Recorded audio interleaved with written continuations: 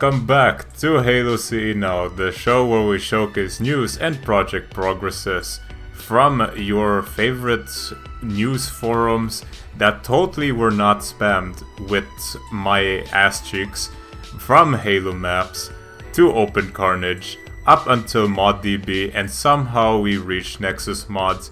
This right here is also the property of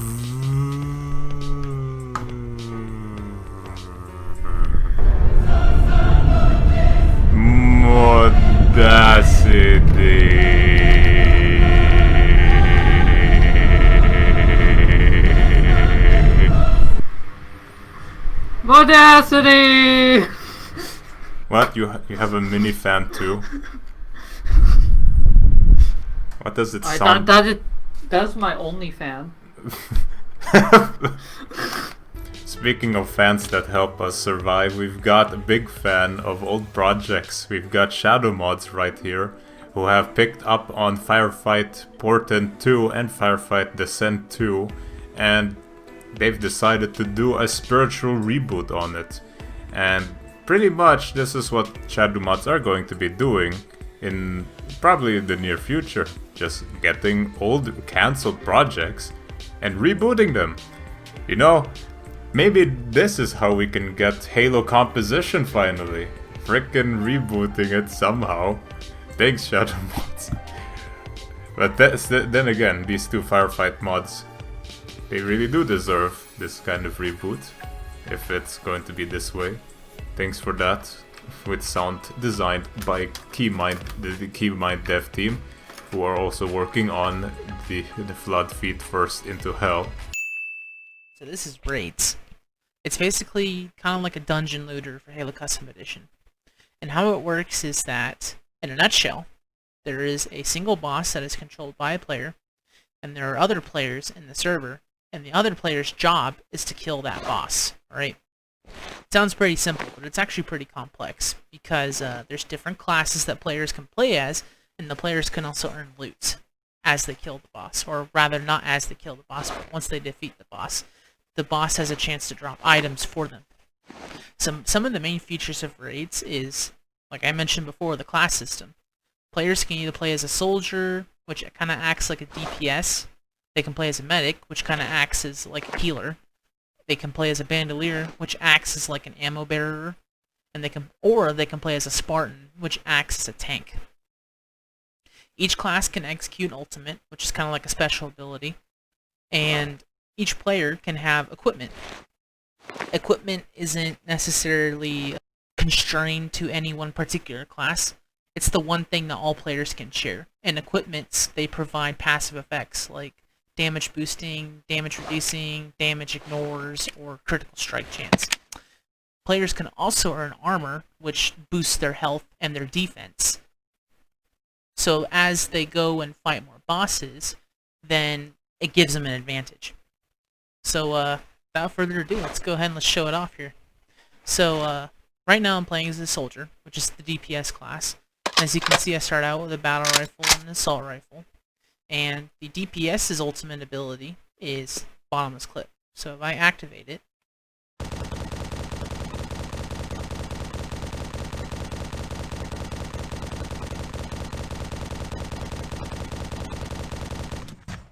see how I didn't have to reload at all, I was just able to spam it. It's pretty cool. So that definitely helps the DPS just deal like tons of damage to the boss. So let's check out the next class, which is a medic. So the weapons that the medic start out with is the plasma rifle and the plasma pistol. Now what's cool about the medic is that what they shoot at, based on who they shoot at, changes. The behavior is different based on what they shoot at. So if they're shooting at friendly players, they would actually slowly be healing their allies. But if they're shooting at the boss, then they would be doing normal damage to the boss. So the medic kind of has a really cool way of distributing damage. So the medic's ultimate ability is that they can heal themselves and all local players that are really close to the medic up to full health. So let me show you this real quick. If I were to set my health, let's say, to like really low, right? You can even hear the heartbeat, the hurt effect. And if I were to activate the medic's ultimate ability, bam, full health. So, yep, that's a very, very useful class to have on your team. So I'll show you the next class, which is the Bandolier. And they're kind of similar to the medic, but they act as the ammo bearer. So they start out with the minigun and the MA5K here, and they do the main goal of like the Bandoliers to sustain damage, so that way the boss's shields can't recharge or anything. So let me go and let me just demo the ultimate here. I'm gonna set my ammo to 0 here. See now how I have low ammo on the top right. I have no ammo, no reserves. If I were to activate the Bandolier's ultimate ability, see how I just replenish all of the ammo in my gun? This also works with all the other players around me as well. So it's very useful to have when you're fighting bosses, because obviously, as you fight the bosses, people are going to be losing their ammo.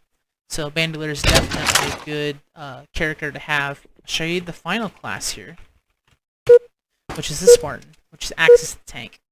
And they start with a Mauler Spiker, and they have a lot more health compared to the other classes. And the Spartan's ultimate ability is invincibility. So if I were to activate it here and try hurting myself, there's another feature of raids, which are chests or crates. They're called crates behind the scenes, but you can call them chests too. And basically what it allows you to do is allows you to loot and get items for the actual game. So we'll start with the basic chest here, which is the iron chest. And the iron chest will basically reward you an equipment item. So we go walk up to it. Okay, so it looks like I just looted a Lucky Tab Eye, which is a pretty good ability.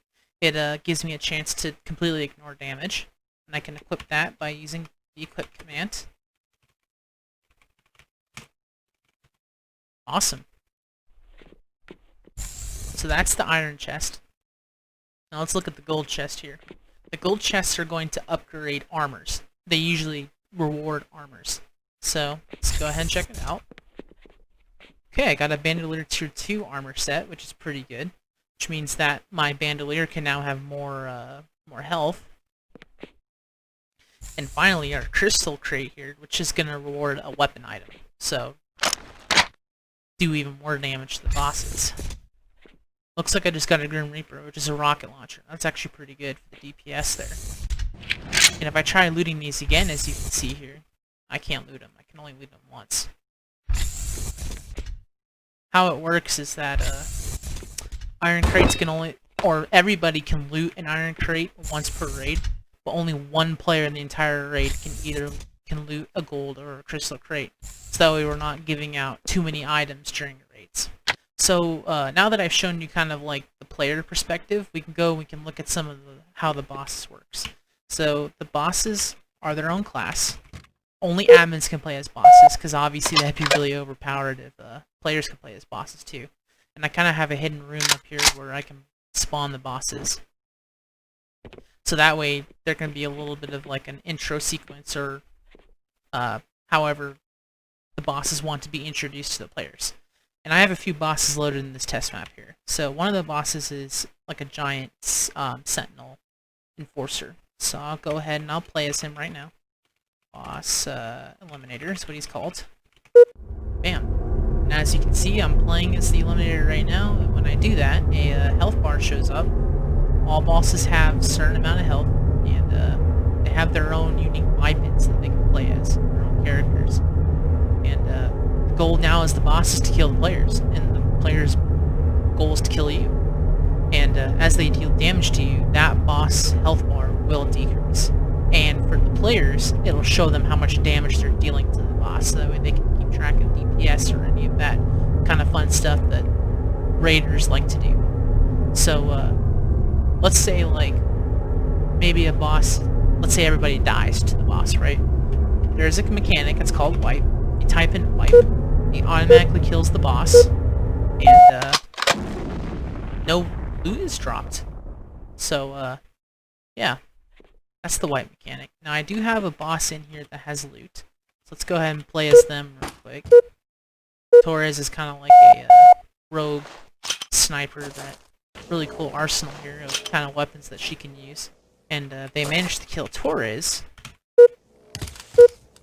You're gonna see here on screen that she's gonna drop something.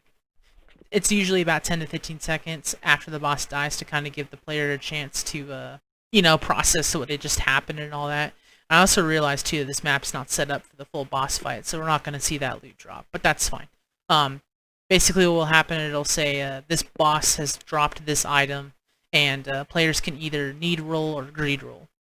A need roll is like, okay, I need this item, so I'm gonna roll on it. And a greed roll is like, okay, I don't need it, but I want it. So they can either roll a need or a greed. They have 30 seconds to go ahead and do all that, and whoever gets the highest score in, well, if you have players that both need and greed roll, then the need table is obviously going to prioritize over the greed table, and whoever rolls the highest in the need table is going to win the item. And then, let's say only greed player, or all the players only roll greed, then the highest roll in the greed table will win that item. And right now, that's kind of the basis of rates, and yeah, there's a lot more plans to go into it. I'm having a lot of fun working on it, and I thought I would show it off and see what you guys think. I hope you enjoyed it. Thanks for watching. Okay, that's a good start for some scripting for multiplayer, so let's continue with some more. aLTis has created another script where it can help you choose the right emoji that you want to type in the chat. This works by... I hope it works for me. Yes. So you essentially start writing the emoji like in Discord and try to find what you need by typing the way you want it to. Like, I don't know, butt, and you can get the butt immediately, as you now know how it's called, that because it's not called ass, it doesn't exist. Swear words don't exist on this Christian emoji pack. And another script that you were able to know if you watch my videos, this one enables death sounds in multiplayer. I'm quite surprised that Halo 1 doesn't have death sounds in multiplayer, or at least on the PC releases, until you actually enable them. So it's super surprising. You hear death sounds on stock maps as well. And the death noises are hilarious, so get this one and die often so you know what you're gonna hear. And last but not least, backpack weapons are also shown in any map that's unprotected. This script makes sure that you know what backpack weapon you have. At least the enemy knows, of course. Of course, I can't actually use this script because as a map tester, I need to know if the maps themselves have backpack weapons instead of using this script, so whoop-de-doo, I would love to use this, but oh well, maybe another time. Radium has had some more development updates. It is now powered off of the Reclaimer library, the one that the mech is powered off of. I feel like I've already reported this. Anyway, current features in development is script consolidations, so you don't have to deal with the force script limitation, it just allows you to merge multiple files at compile time. Internal reference resolution, so you can do things like you give it like a path to a tag in your scenario and it will like turn into a valid script string. External reference resolution lets you import a tag, use just like an internal reference. Integrity checks and multiplayer desync checkers. Is it desync? Yeah, basically, when you use a command that would desync in multiplayer, Radium will warn you about it. He's saying it's very far back on the back burner, but it will definitely be a useful thing to know which commands will cause shenanigans. Besides that, auto backup, auto save, auto complete custom definitions, and besides that, auto backup, auto save, auto complete, custom definitions, and all that stuff have a format with which you can find them in. Radium is an IDE for Halo scripting, and it definitely is going to make developing scripts for inside of Halo maps a lot easier. Invader got an update. it fixes an extraction bug, which makes it so that the needles on the kneeler look slightly different. Invader also will be dropping support for MCC map compilation, because Kava has decided it is too hard and too much of a nuisance to maintain right now. Does that mean MCC modding is dead? Nah man, people are just gonna use the old version and yeah, you know how that goes. Is this gonna be the start of a new ripping age? This time ripping from the other games?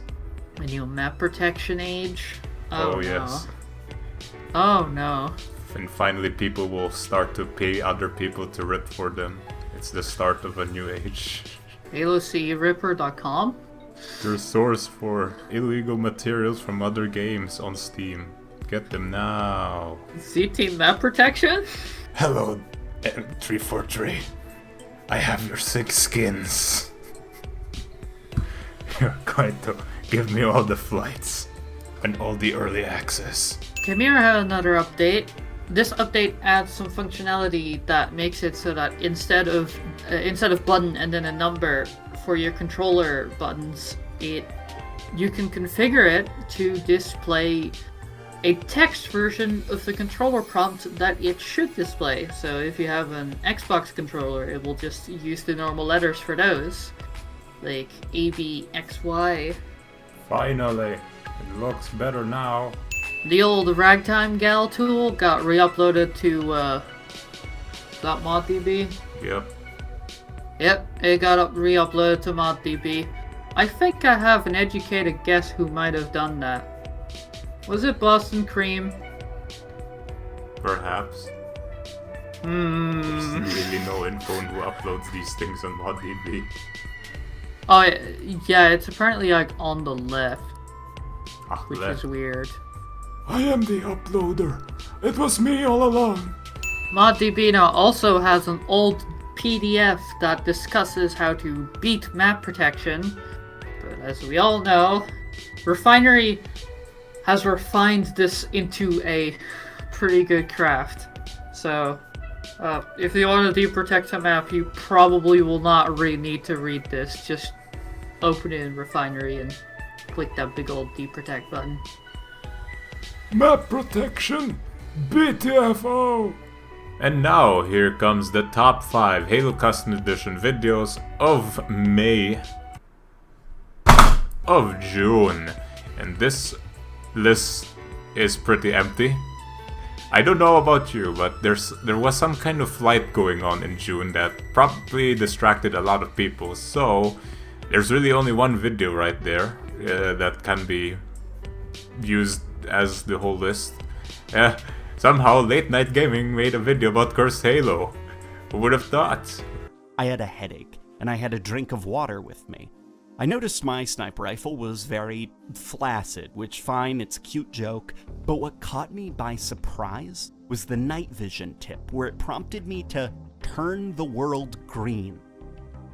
I'm not sure if it was just how tactically lazy and low effort that joke was, but water came pouring out of my nose, and I had to take a break to clean my keyboard.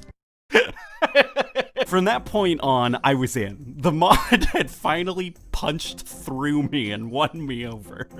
I found myself happily flying across the environments of Halo using the new shotgun renamed to the Blunderbuss. I found myself genuinely cracking up at finding 3 plasma rifles, revealing that Chief has a 3rd arm. Here I was, genuinely angry at this silly mod, frowning and being miserable while driving this tiny baby warthog with inappropriately epic music playing.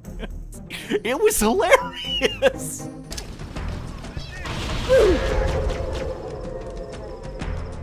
And that's it for Halo Scene. Now for today, right on time before Halo 3 releases. For the first time ever on PC. Yes, don't mention El Dorito anymore. This is definitive El Dorito. Yay, I hope. Maybe. Perhaps. Does that mean they will DMCA Halo 3 on PC as well?